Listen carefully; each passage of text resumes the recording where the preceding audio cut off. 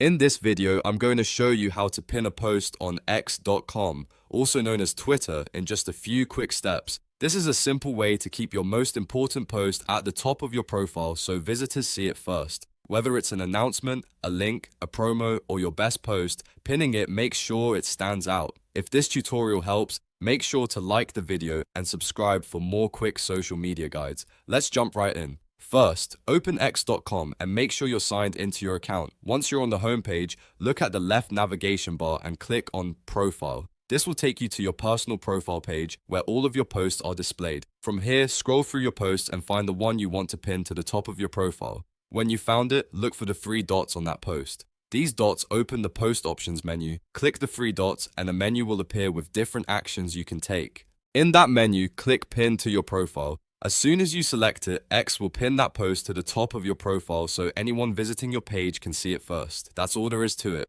Your selected post is now pinned and will stay at the top until you choose to replace it or unpin it later.